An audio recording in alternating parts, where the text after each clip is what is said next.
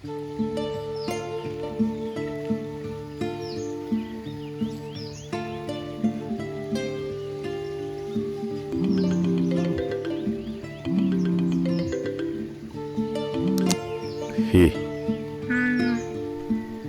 මොකෝ අවුලෙන් වගේ දන්නේ නැද්ද ඉතින්?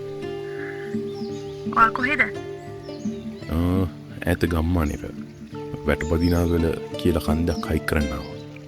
අයියෝ මෙයයි මෙයාගේ කඩු. මේක මොකක් ගැනද?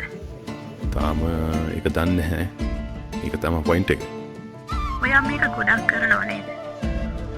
එක කටු නගින එක. ඔයාට ඕක එපා වෙන්නේ නැද්ද? නිකම් කන්දක් විතරයිනේ. මේකයි ගොඩක් අයට මේක නිකම් කන්දක් තමයි. තවත් එක අඩිපාරක්. ඒත් මේක එහෙම කන්දක් උඩකට යන එකම නෙමෙයි. ඒත් මට තේරෙන්නේ නැහැ. ඇයිවා මේ හයික්ස් යන්නේ?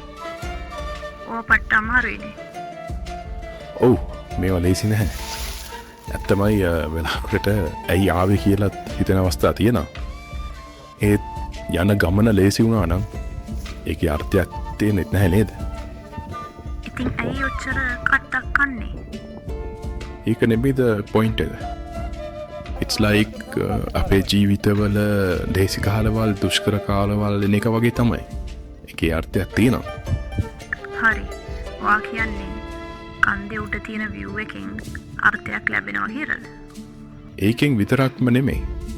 ඒ හැම දෙයකින් අමාරුකම් මහන්සිය කරන්න පුළුවන්ද බැරිද කියලා එන පය පොඩ්ඩකට හිතලා බැලුවොත් මේ අමාරු මිටියාවත් නොතියෙන්න අපි මේ නගින කඳුවල වටිනාකමක් නැහැ.